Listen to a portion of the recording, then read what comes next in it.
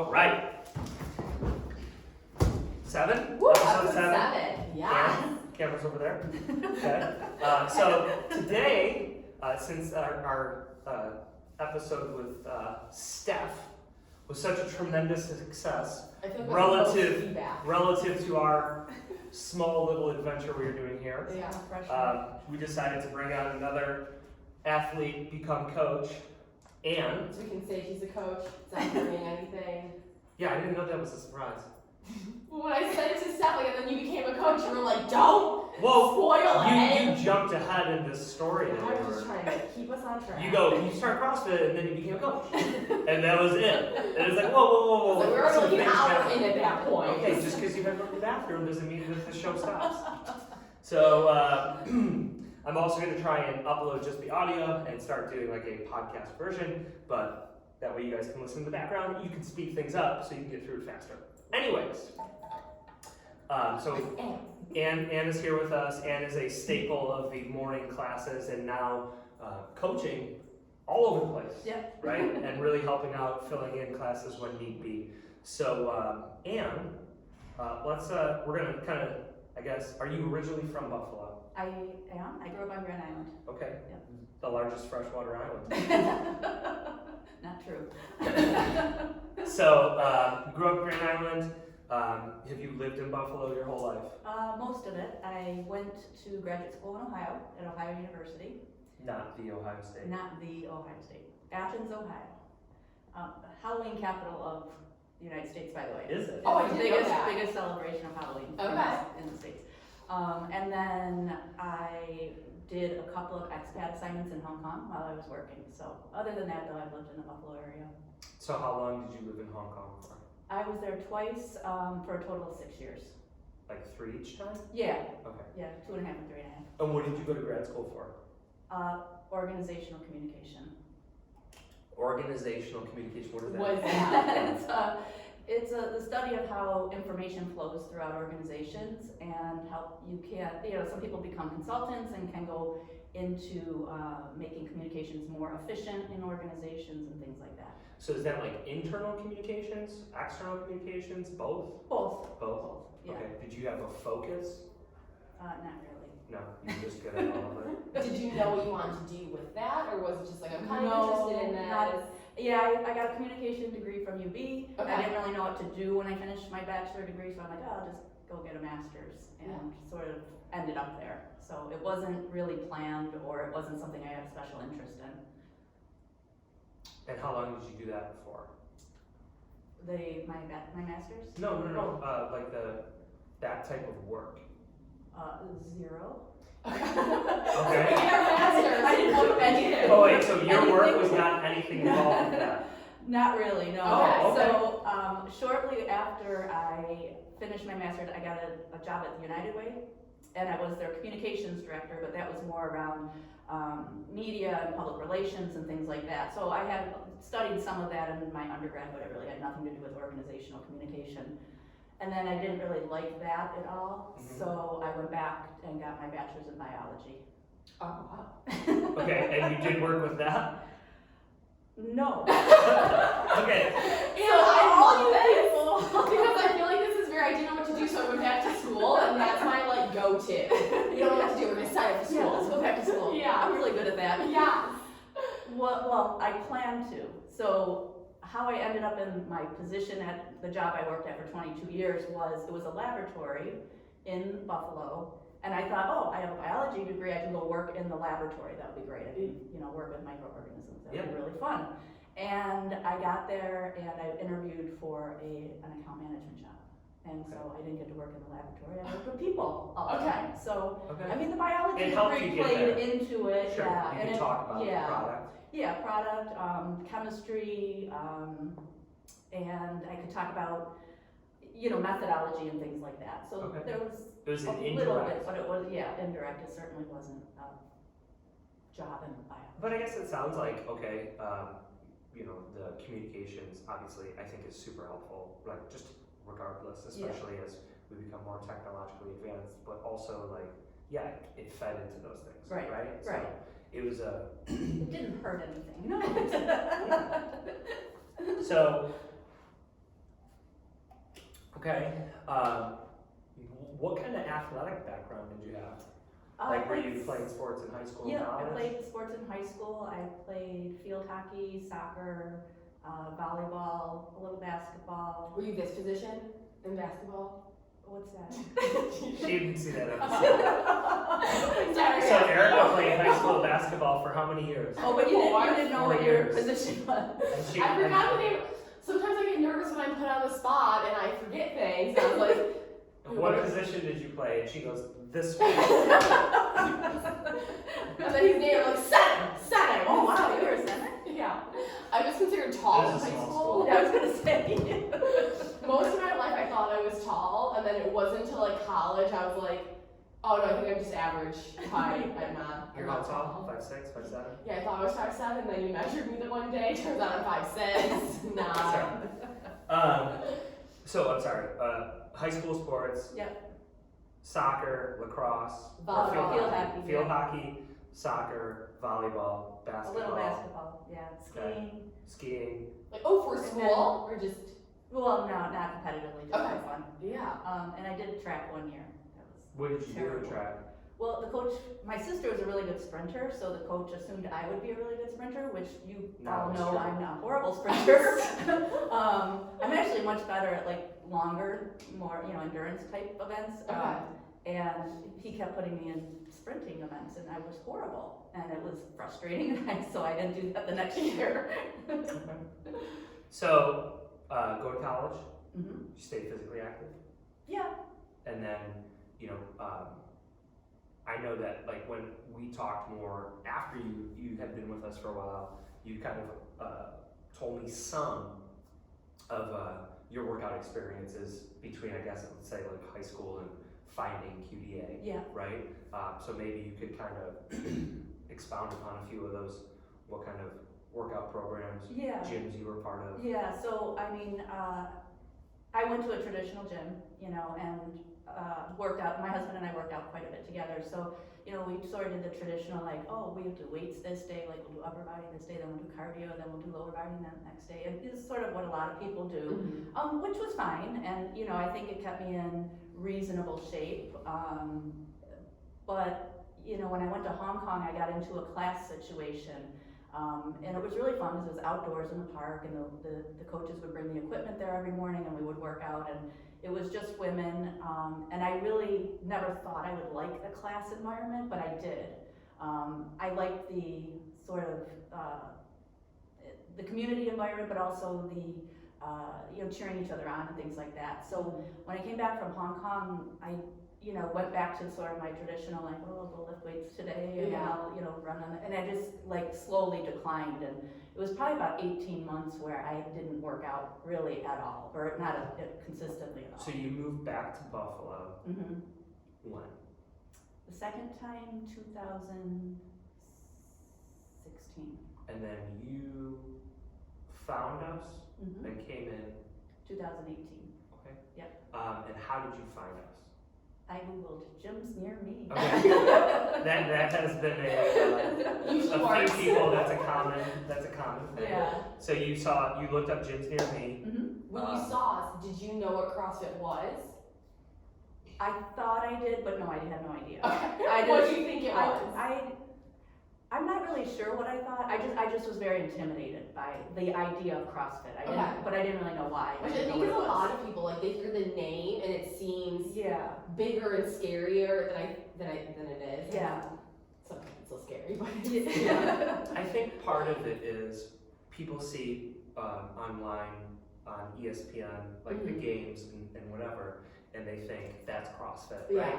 And if I said, hey, let's go play football, you're not thinking Bills versus Yeah, Kansas NFL. City, and you're Yeah. gonna go out there. Yeah. Right. But I think that's a hard thing for people to understand, Yeah. right? Yeah. So you found us. Yep.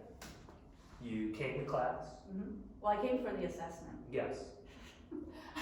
And And then it's like, you're gonna do this for 7 minutes. I'm like, okay, and then I started and I'm like, oh my God. And it's like 30 seconds in and I finished it. And now is this the push up, sit So, down, squat one? yeah, That so one? our Okay. like OG, Yeah. here's your original workout. That was like my first one also with Steph. Yeah. So it's a 7-minute workout. You can try this at home. You do as many rounds as possible, as many reps as possible. You do 5 push-ups, 10 sit-ups, 15 air squats. We keep movement standards on all of them, and you just try and do as, I like to see what people are capable of doing. We're not adding any external weight. How do they respond to coaching and cueing? How well do they move their body through space? And low risk of injury and high reward. So that's the workout that Anne was referencing. Right. So I remember specifically, I did that on a Thursday afternoon at 4 o'clock. Okay. I don't need props. and I could not really walk until Sunday afternoon. Okay. And then I came to class on Monday. In that, so what was your thought after that? Where you do the initial assessment with Dennis, you do this workout, you're obviously very sore. Yeah. What were your first thoughts? Well, I knew I was super out of shape. So Okay. the soreness was sort of like, yeah, you deserve that. You know, so it's kind of thing. And I knew it would go away eventually. It took a little longer than I was hoping. But yeah, I mean, that didn't really necessarily surprise me or upset me or make me think like, oh, I better not go back. Okay. If anything, it made me think I really need to go Okay, back. I was gonna make you like excited, like, oh, this is something I like really seem into. I feel like I'm really gonna like this, or you're just like, I need to like go work out again. Like, let's just get into it. Well, I think what really gave me the confidence to come back, to be honest, was, you know, when you and I were talking before the assessment, you said the only thing I ask of our athletes is you bring effort. I'm like, I can do that. I can bring effort. I got that. And it sort of took all the pressure off in terms of looking around the gym and seeing all these weights and barbells and things that I really had never worked with. I mean, I'd worked with dumbbells, but never really did any kind of barbell work or anything like that. So it took the pressure off. Like, okay, I can try. Okay. So I know that you and your husband are pretty active, right? Like you guys do a lot of stuff outdoors, physical together. At that time, were you guys just as active? Oh yeah, we were I still was doing a lot So of you're doing like stuff, walking, hiking, things like that, but nothing not gym stuff. training Okay. wise, yeah. So that was your first experience. You hadn't gone in the class environment yet, right? So you start taking classes. How does that go? I mean, at first I was nervous. You know, it's a lot to take in. There's the like all the acronyms. There's movements I've never heard of. There's equipment I've never used. There's people I don't know. There's loud music I'm not used to. Things like that. But it was fun, and like it was just like I remember because it was the 9 o'clock class. It was like Sherm was there. And Mike Lapke and these guys, like they're all these like big, strong guys. And every day after we would finish working out, they'd be like, "Good job, man!" And I'm like, "Wow, all right, okay, thanks. That's so nice." But it made me feel good. It made me feel like I was part of the class and not just sort of like out Well, she's in the here corner. too. Yeah. So I remember you struggling to clean Yeah. a 35-pound barbell, Yeah. right? Yeah. So hips to shoulders, Yeah. right?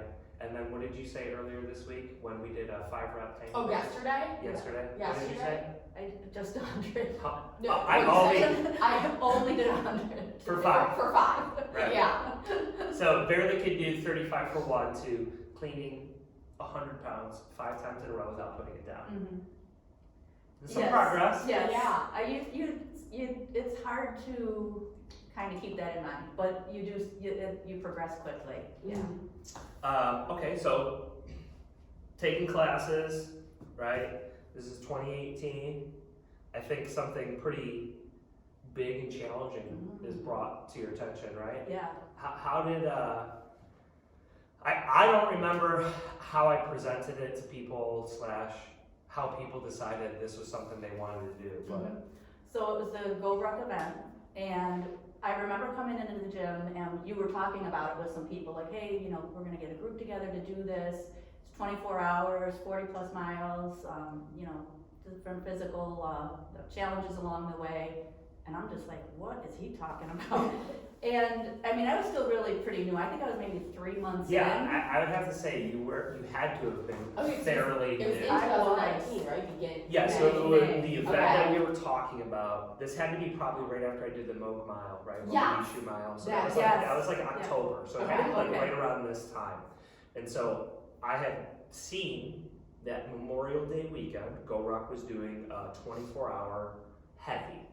So guys carried a 20-pound weight, or I'm sorry, over 150 pounds carried a 20-pound weight, under 150 pounds carried a 10-pound weight. You had to bring all your own food, you had to bring your water, all these things, right? And So you had to have like a certain amount of water. Yeah. Right? Like you had to you have, had your $20 bill, Yeah. you had your driver's Your ID, license, you had your yeah. quit money, right? And so I thought, okay, it's an event in Buffalo, which doesn't happen, the 24-hour one doesn't happen very often.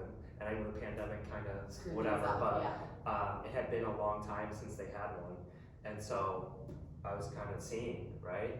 And when did you decide, like, how did you decide? Well, how I decided, so when you were talking about the heavy with a group, and we were doing the strength up for that day, and you said, there's also a light. It's 4 hours, it's about 12 miles, and you encouraged me to think about signing up for that. So I'm like, I can't work out for 4 hours now. I can't walk 12 miles. I was like, that's crazy. But I'm like, okay. And then you organized some training sessions to kind of introduce like the environment we would be in and the type of physical, training activities we would have to do. So I'm like, all right, well, if I'm gonna do this, I gotta do everything I can to prepare. So I came to all of these things. And I think it was after the second one. You were at the one that was like only 4 of you guys in Yes. the park, right? It was you, Mike, Monsi, and who else was it? Was there one other person? I think there was 4 of you.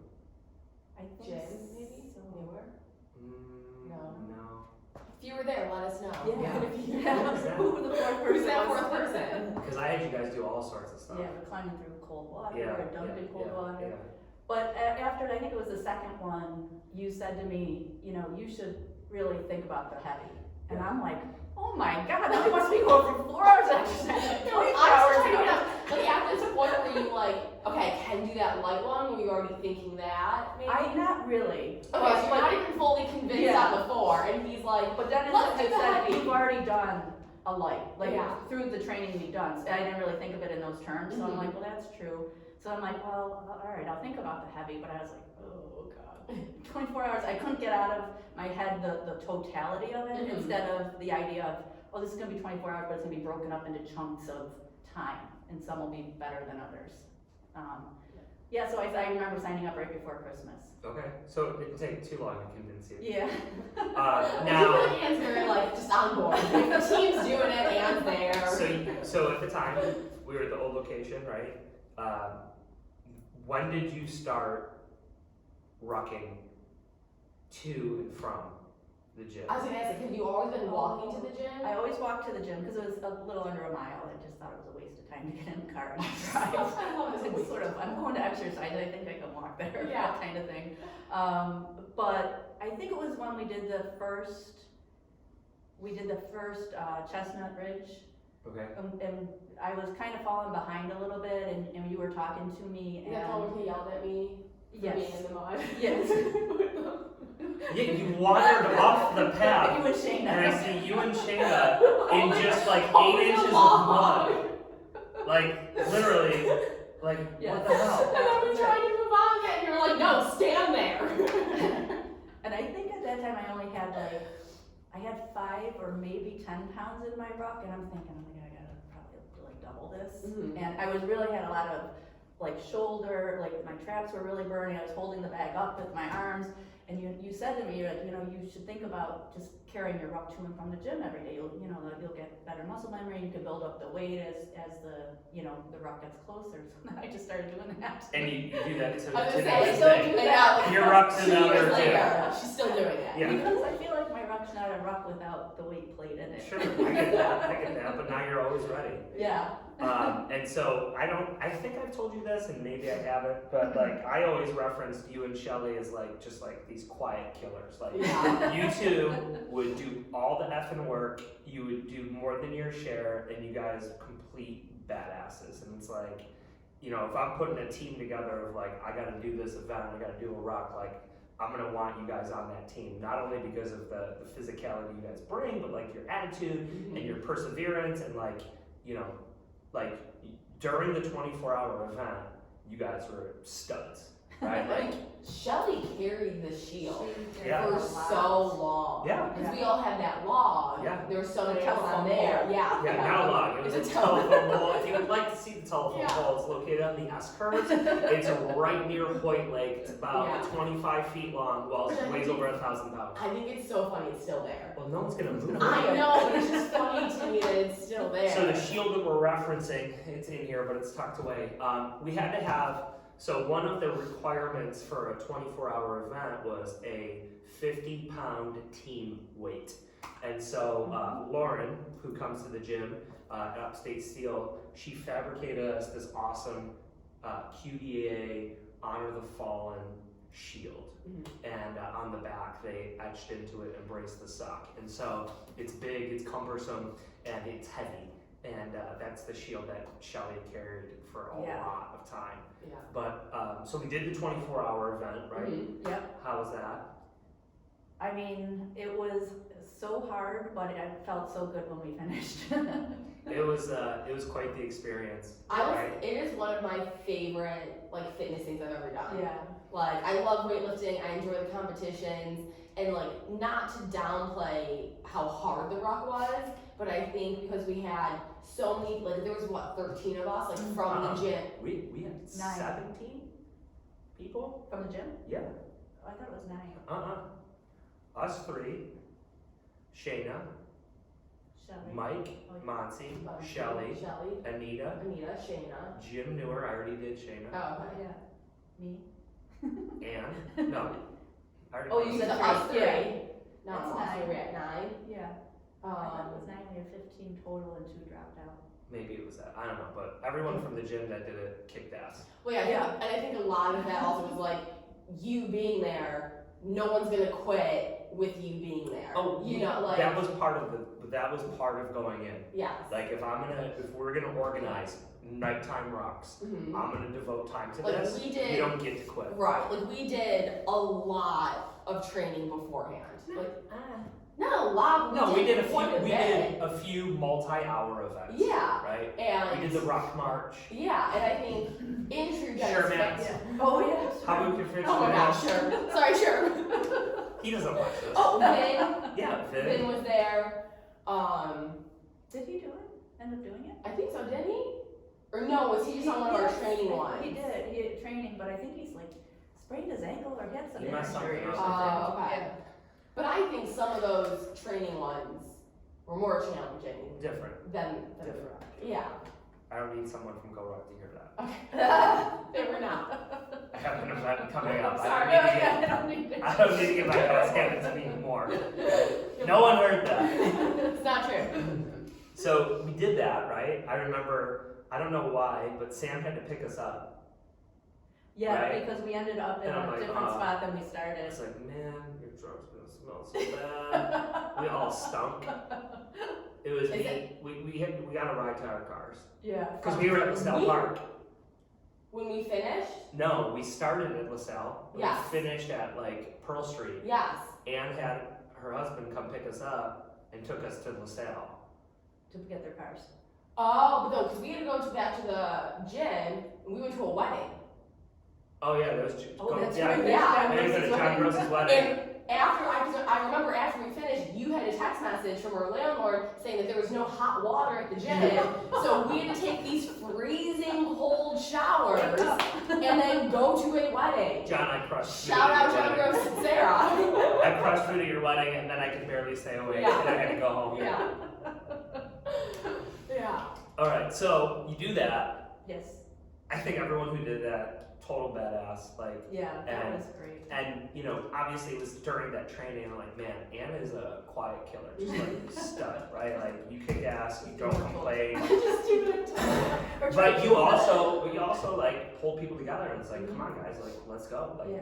you know, that's the thing is like, I'm not saying you're unassuming. You're not unassuming, but like when you see someone do something, and in your head you think of yourself as a certain way, you're like, they're doing it. I absolutely need to do it. Yeah. Like they're my teammate. I can't let them down. Right. Right. And so we do that. Keep training. Keep coming to class. Pandemic hits. Ah, You know.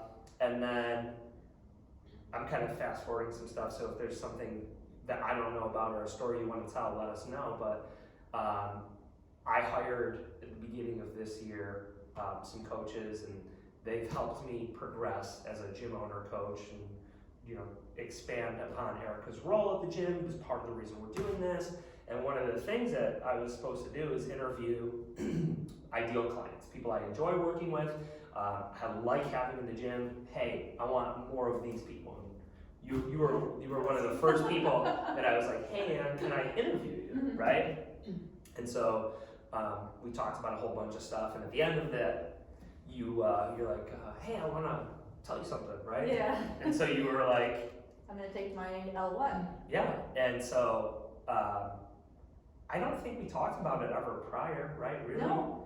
I mean, I think, you know, the one thing with the pandemic, like some of the things I like to do to just sort of give me purpose were taken away. And, you know, I knew the pandemic wasn't gonna last forever and that things would get more back to normal, but it also gave me a lot of time to think, and I thought, I need a purpose. And it really, honestly, it never really occurred to me that I could become a coach, because in my mind, coaches were all RX athletes. And so, you know, just before we get too far with that, yeah. was that kind of like your thought very similar to like CrossFit is this thing and I'm scared of it? Or is that like something that we kind of put out there, and I'm asking? Oh yeah, no, I think it was just my experience Okay. with the gym was, I mean, all the coaches. We had a pretty small coaching group, right? Small Yeah. coaching group, and I mean, for years there was Yeah. 4 of us. Right. yeah, So- and I would say maybe not exclusively, but most times all the coaches were doing the RX level. So it wasn't it was necessarily an intentional self-imposed. thing. Yeah, no, it was just Okay. me making that assumption and never Sure. asking the question. And so when, a little bit before I decided to get the L1, some other members were taking it, and one of them, Liz, isn't an RX athlete. She's like me. All the time. All the time. Sometimes. Like I'm an occasional. Yeah. And I thought, oh, okay, so this is something that I could do. And then it sort of just came together in my head, like I can do this. When did you? I want to do this. When did you start thinking? Like, how long were you thinking about it before you had talked to Dennis? Oh, not long, maybe like a week. Oh wow. Okay. So timing really just worked out. Okay. What was the studying process, the certification, the exam like for you? How was that? Yeah, I mean, Being a person who likes school. yeah, I do like to study, but I also like to know, like really know everything. Mhm.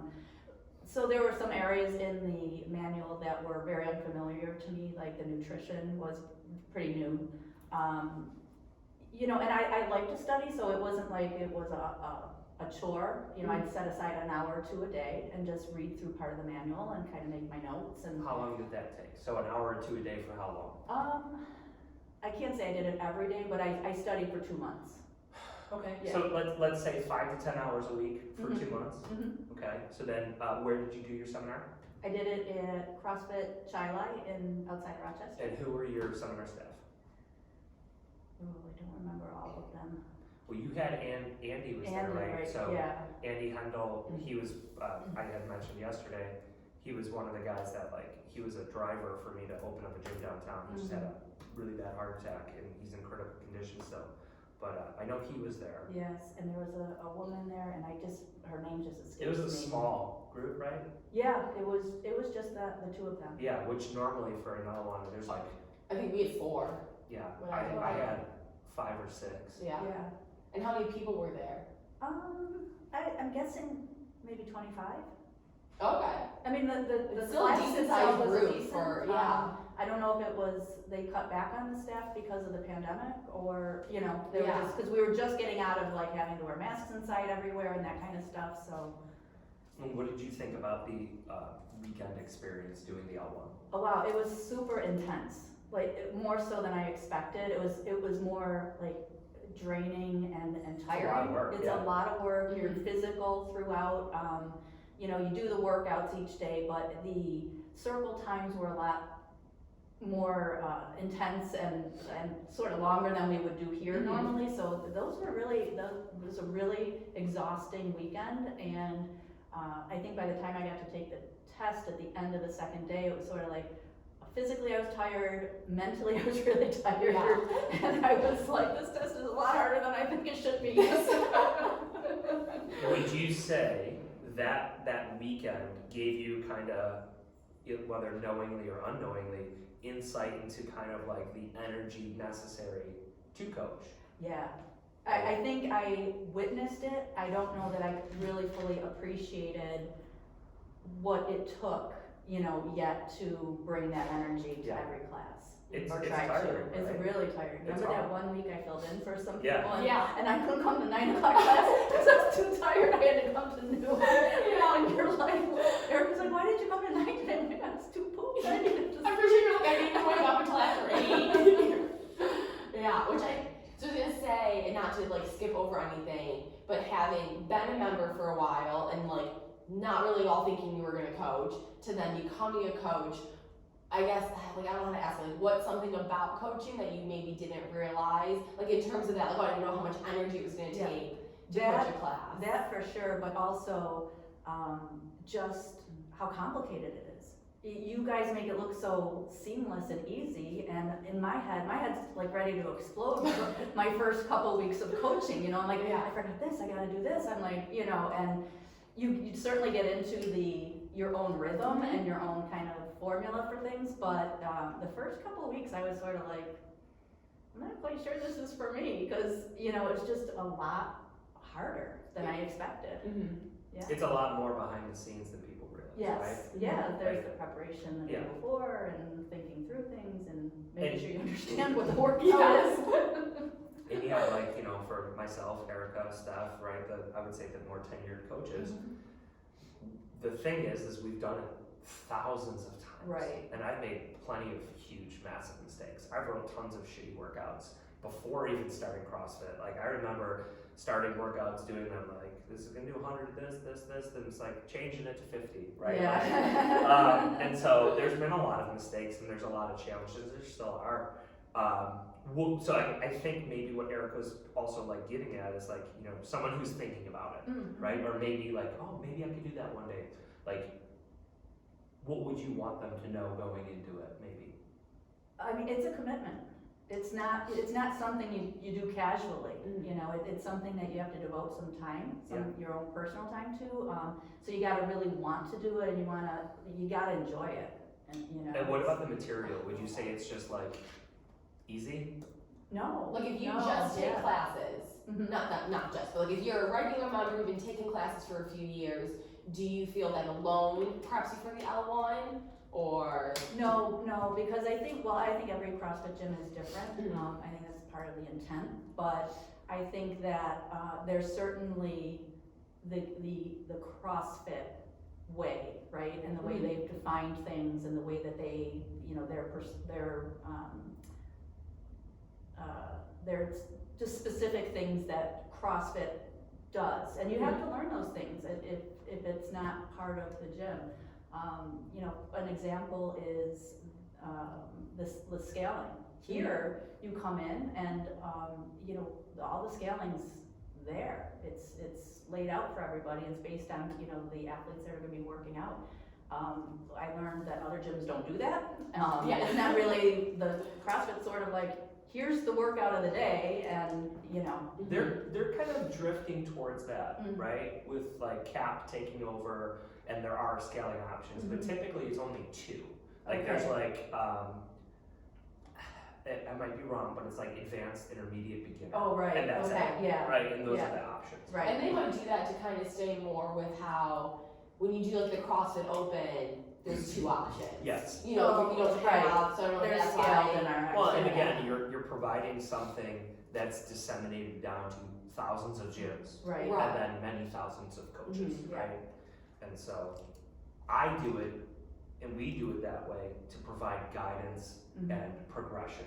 Yeah. Hey, I normally do this. Oh, so and I usually do the same level. They did this today. It gives us a frame of reference. Right. Right. Yep. And I like it. I like having, it's very rare that we only have two options. If we do, it's probably a cardio thing or body weight, you know.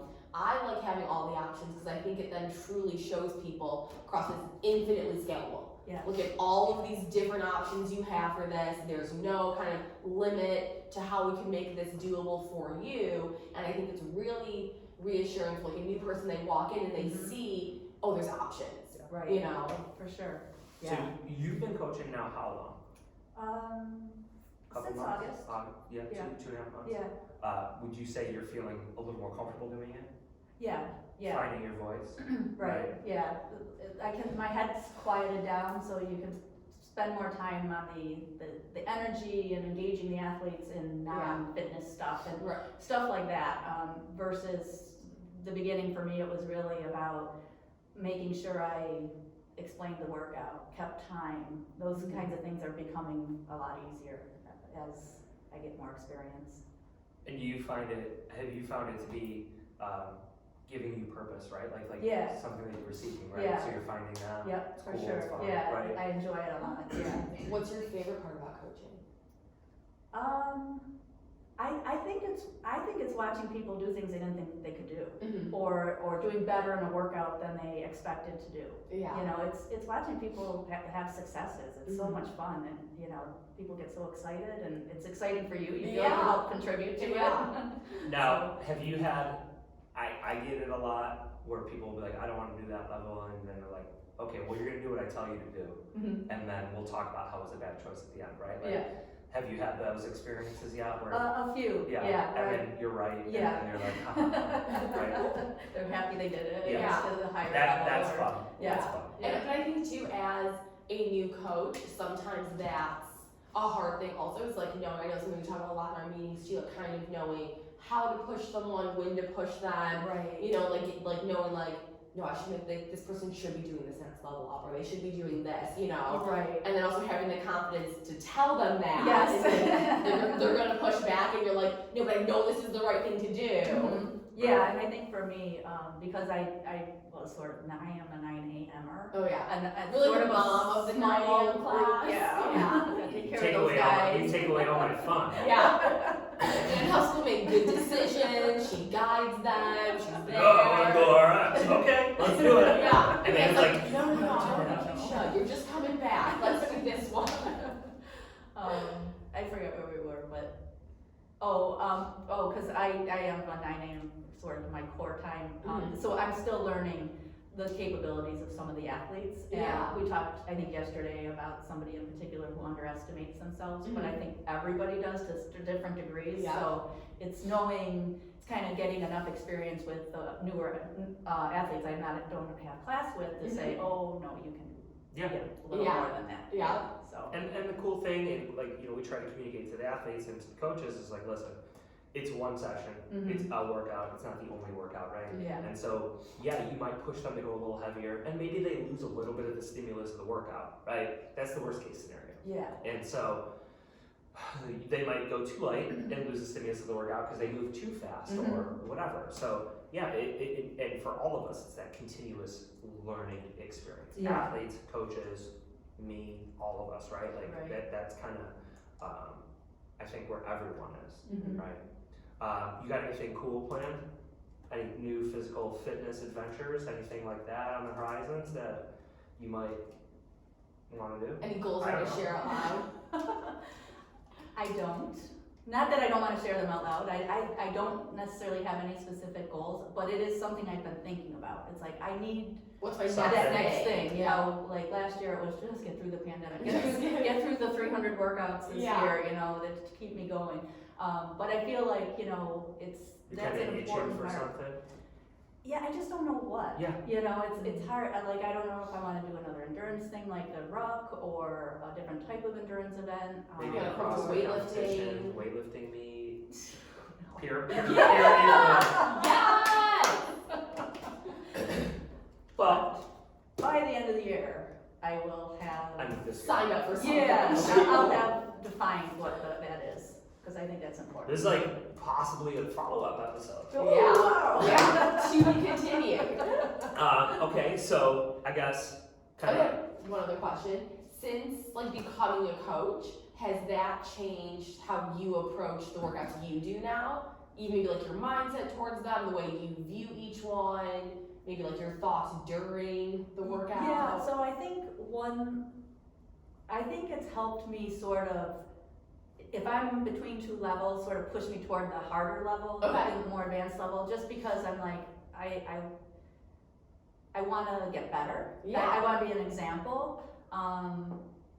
But you know, as far as the work, I mean, I just have more advanced notice of the workouts. Okay. Does that make it better or worse? Sometimes it's makes worse. it a lot worse. Like, And sometimes coaching the workout and then doing the workout is harder it's tough to watch yeah. people, and then sometimes it's like I watch and then I do and I'm like, oh, it wasn't as bad as it looked. Oh, You know? they were they were ladies. dramatic. But usually it's the other way. Yeah. It's a lot Yeah, worse you doing see it and you're like, oh, okay. Yeah. This is what it is This is today. what it is. Yeah. So, being someone who found CrossFit Mhm. became, I would say, a big part of your current life, right? Mhm. Now coaching it as well. Any feedback, inspiration, things to tell people who are on the fence about CrossFit, or people who do CrossFit and want to pursue that coaching journey? Anything you want to tell those people? I would say do it. I mean, I think that if you find a gym, the right gym for you, it's a great experience. You know, if you're interested in coaching, I would talk to other coaches and really understand what you're getting into. But it's extremely rewarding. And I would say, you know, for people who are on the fence about going, you know, I was too. You know, it took me probably a month and a half to 2 months to get up the courage to send that little email, like, I want to try this, you know? Yeah. And every day I came up with a new excuse why I didn't, and finally I was just like, I just gotta do this, you know? So just take the leap.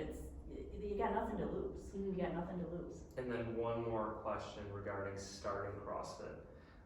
Common thing we hear is, I gotta get in shape to start Yeah, good CrossFit. luck. So maybe not quite the answer. But that's gonna be the clip. That's the Good clip. luck. Good luck. Oh my god. This is like the one workout I Just was like- like, Anne just goes, fuck. That was like the first time I heard Anne swear, and I was like, oh wow. That's happened more than once. Oh wow. I know the first time I was like, oh. And it was out loud, and it Yeah. was dead silent, and everyone was like, "What?" Okay, so you said good luck, somewhat sarcastically, in that they can't get in shape before, they don't need to. Whatever you do on your own isn't going to make you ready. I would say all of the above. First of all, the thing I learned about CrossFit is it never gets easier. Because as soon as you get a little stronger or a little faster or better at something, you gotta do more of it. Or you gotta do it more with more weight.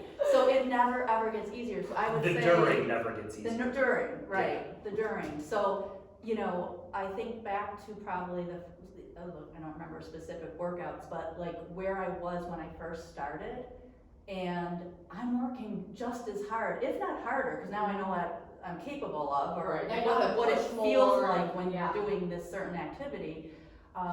But it just, it doesn't just, it's not like you get to a certain point and you go, oh, I'm at the top of my CrossFit. Yeah. You I'm just- cruising it's getting now. harder. You So come in just- and it's easy. Yeah. Yeah.